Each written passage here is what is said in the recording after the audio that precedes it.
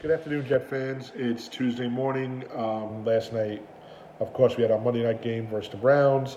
Clock behind me says 12:15, but most Jet fans are saying that the clock struck midnight on this team. Um, let's get right to it. 15th anniversary Monday Night Football, Jets and Browns first game ever. So last night, Jets and Browns on Monday Night Football.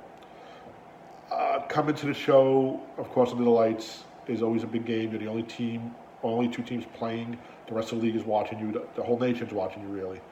And Odell Beckham brought that last night. Um, in pregame warm-ups, he was out on the field all over the place, practicing one-handed catches. He was going corner to corner to the end zone, talking to the fans. My daughter's got high fives from him. He was eating up the spotlight, eating up returning to New York. Which, let me get to. Um, a lot of the reporters, a lot of the tweets was Odell came home. Listen, yes, Odell came to New York. Odell played at MetLife, but last night was not a Giant home game. It was a Jet home game. He never played for the Jets. He never played in New York for the Jets. He came back to the stadium he played for. He was drafted in, yes, but okay.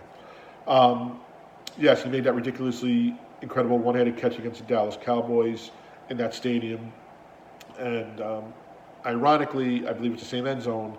Last night he made a spectacular one-handed catch about 10 yards away from that. Um, it was a good Jet crowd, 80% Jet fans, 20% Cleveland Browns fans. I thought it would sway the other way with all the injuries and Donald being out and whatnot. But Jet fans came to represent. Maybe not all of them were season ticket holders, but they came in their colors. Speaking of colors of Jets, for the first time in their history, wore an all black, stealth black as they call it, uniform. And people say it was ironic because it was like the team was mourning, um, the success or lack of their success at this point. Um, the team looked ready to go. Jamal Adams looked ready to go. Le'Veon Bell looked ready to go. Backup quarterback Trevor Siemian came out. He's played games for Denver. He started and won games in Denver. He also lost some games in Denver, and it was about that time to get the show going. The game plan to me was what Gase was looking for. Adam Gase was looking for. What his offensive coordinator was. Um, you you get the ball to Bell 2 out of the 3 downs. Get close to a first down, and then try to move the ball in the air. Um, make the field shorter. Keep Bell, the main ingredient. Keep pressure off of Trevor Siemian.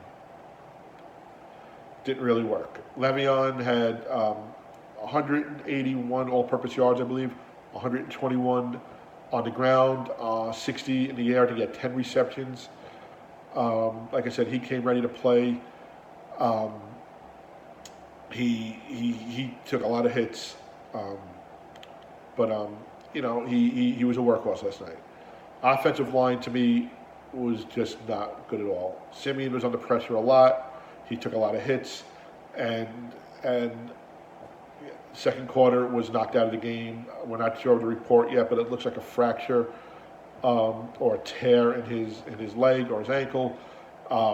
Sitting at the game, we didn't see him actually get hurt. We saw him laying on the turf. I got a text from my buddy George, who said Trevor's ankle bent in a way that no person's ankle should bend. Um, so, in comes Luke Falk, who up until Thursday was a practice squad quarterback. So, again, preparation. How many snaps did Trevor Siemian take in practice prior to week one? How many snaps did he take in practice prior to week two, being named the starter because there was nobody there? Luke Falk comes in. How many practice plays did he have? Last night ESPN, the post-game show said they only gave him plays probably that he ran in practice because he didn't know any other plays. So the Jet defense in the beginning held the team to 3 points. After Beckham made that spectacular one-handed grab down the sideline, it was first and goal, and the Jet defense held them and got them, just to hold the 3 points. They were down 6-0 at one point, and then they were down 13-0. That's when Falk came in, I believe, and first 6 plays, Falk gave the ball to Bell. And Bell moved the ball down the field pretty much for us. The drive stalled, but the feel in the crowd was, hey, is this the new is this guy going to take over? I joked. I said, here he comes, a new Tom Brady. Bled someone out, Brady comes in. You know, is this what's going to happen? I was joking, of course, but it was nice to see. And then the second drive, Falk is out there. He makes some passes, and he gets him into field goal range, or what we hope is field goal range, because the kicker Ficken in warm-ups hit the upright, his right upright twice, and missed 3 times to the right, I believe. So he missed 5 times in practice, and he hit this, and the MetLife erupted with cheer. So they cheered for that. It was a sarcastic cheer, but they were happy with that. It was at that point 16-3. Again, the Jets get the ball. They're moving the ball downfield. A nice pass to Robbie Anderson, who I think went for like 20 or 25 yards, maybe even longer, down the sideline. It was a nice ball, but it fell short, and Robbie had to adjust and come back to it. He made the catch, and they have things going. So now it's 16-3. It's late in the first half. Jets have a 3rd and 2 from their own 11-yard line. Now I'm thinking, all right, you hand the ball off. If you don't get to 2 yards, I'm sorry, that was the third quarter. Let me go back. First half, it's 13-3, I believe, and the Browns have the ball, and they're running the clock out, and they're kind of in field goal range, and our coach doesn't call timeout, basically telling the team, I don't trust this offense. I don't want my quarterback being hit. Let's just get into the halftime without any more disruptions. And basically gave Cleveland 3 more points. He had to kick the ball away, and Cleveland went on 3rd and 20, picked up a first down and kicked a field goal. Okay. Second half comes out, and back and forth, and it's 16-3, and the Jets start moving the ball again. Like I said, a nice pass by Falk. He hits Crowder. He hits Robbie Anderson down the sideline. That Anderson had to adjust to the ball. Good play by Anderson. And it's 3rd and 2 from the 11. Like I said, you're going to hand the ball off to Bell. You're a $60 million superior running back, and basically, I'm thinking if you go for 3 points, now you're down by 10. Whereas if you go on 4th down and you don't make it, you're still down 13. Regardless, it's still, you still have to get to the end zone, but put some points on the board. Cut the gap. 3rd and 2, he throws a pass into the back of the end zone. I thought it was clearly pass interference. Robbie Anderson, the ball, the only reason why I don't think maybe they didn't call it was the ball was overthrown, but Anderson made a play for it. I don't know, I think he might have come down with it, but he was pushed as he made to make the play. Clearly interfered with. We're all screaming for Adam Gase to throw the red flag, challenge flag. He doesn't. 4th and 2, he goes for it, and again, he throws the ball.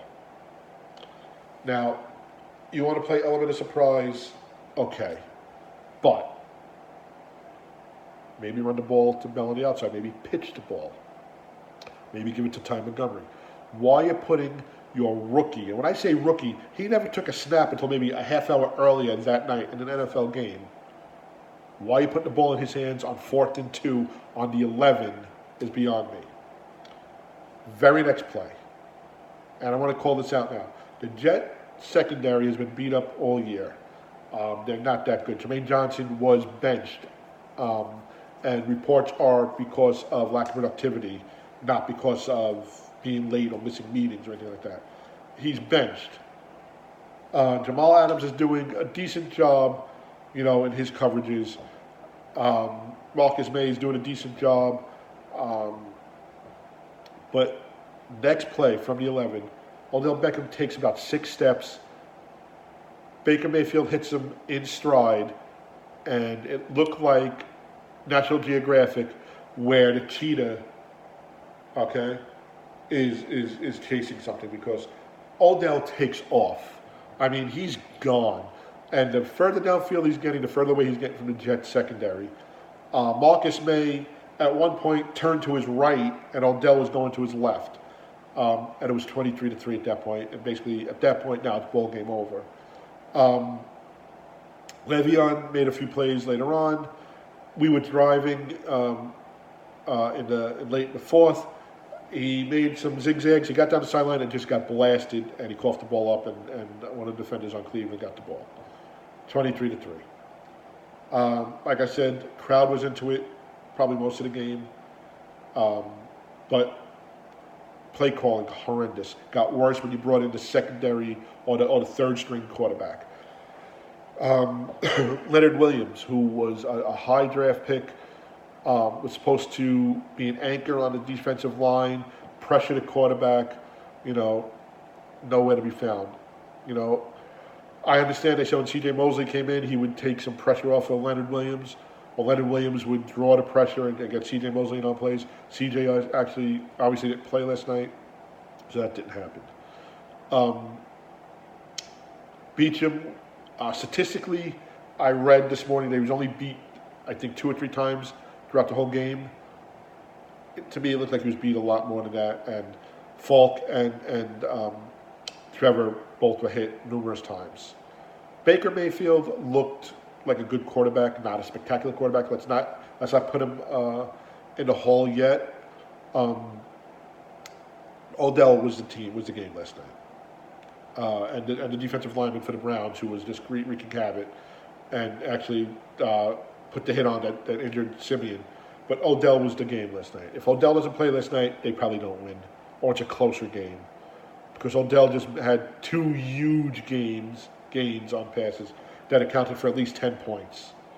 Okay, so it would have been 13 to 3 or whatever it was. But Odell was a game maker.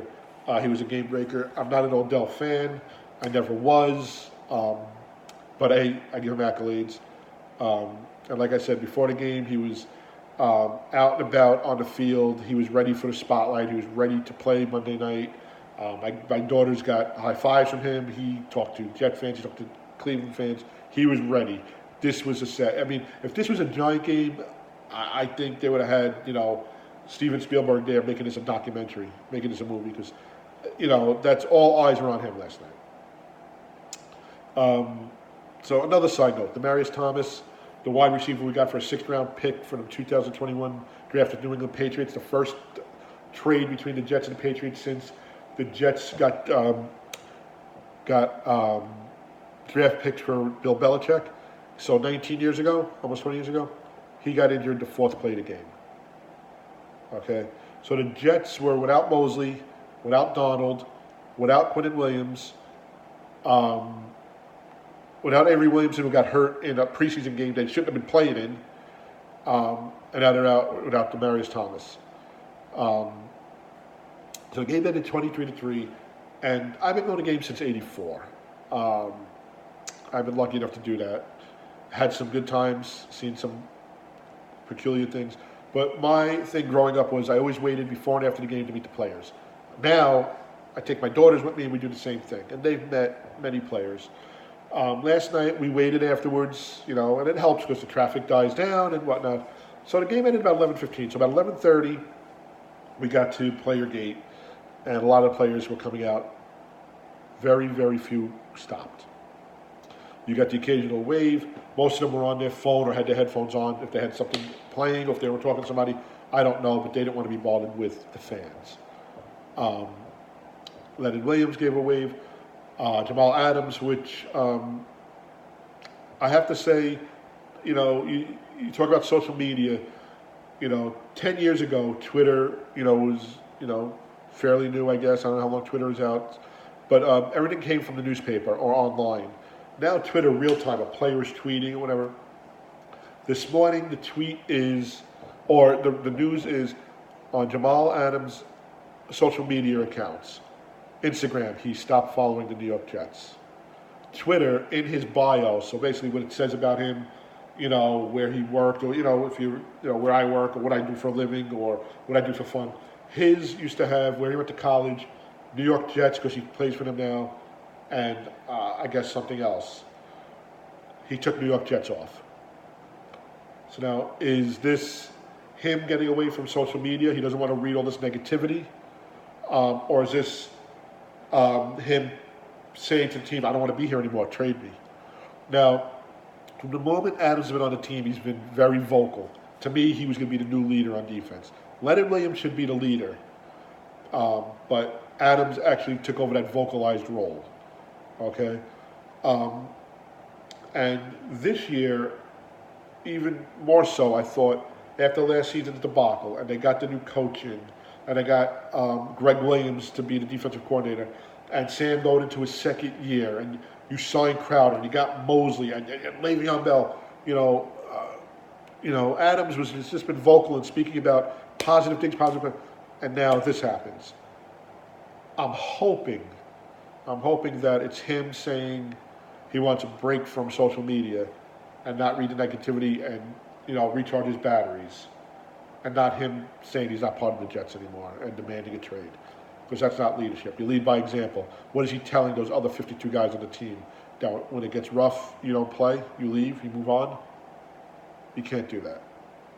So I'm not saying he's doing that. I'm hoping he's not. I'm hoping he stays. He seems to be energized out there. Seems to be positive. Le'Veon Bell walked out last night. He didn't say anything. He gave a wave. He was with his family. He had a child in his hands. A tweet this morning from Le'Veon was he's upset, he's sad, but he's also blessed to be in the position he's in, and he's happy that he's playing football. So that's a good sign. Let's see where he is in a couple of weeks. The report on Sam Darnold is he's feeling better. Again, it's his mono. This is a week-to-week diagnosis. He's not going to play this week. I doubt it very much. I wouldn't play him this week. After not practicing, when you have mono, you lose weight, you're sluggish. He has to get back into game speed. And then we don't know what's going on with Trevor Siemian. So the Jets should be looking for a backup quarterback to come in, if not a starting quarterback to come in, a veteran to learn the playbook quickly, get a handful of plays before they go into New England, which I was joking yesterday saying, I think we have a good shot against New England, trying to get people to laugh. Right now I think they're a 23.5-point underdog. I'll still take them, but, just think, if you're Luke Falk, this could be Cinderella's story of the year. Rookie quarterback, as rookie as you can get, going into New England against Big Bad Bill and Big Bad Brady and getting a win.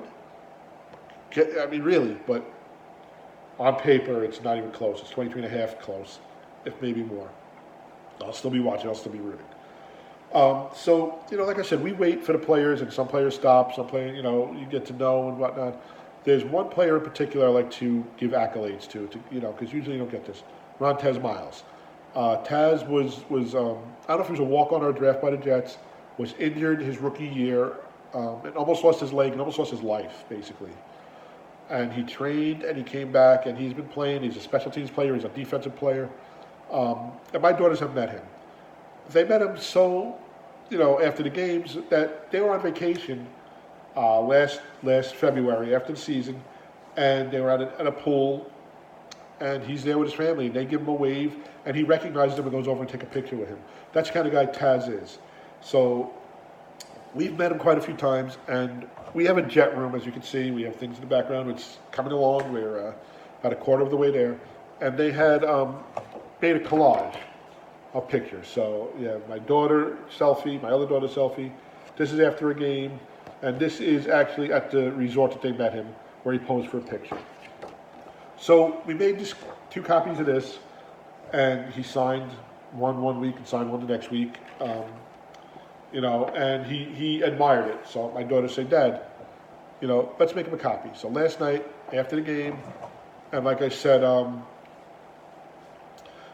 game ended 11:15, we were 11:30, so maybe it had to be after 12 he comes out with his family, and call him over, and he's all smiles, and he says hi, and my daughters hand him this collage, and they say, this is for you.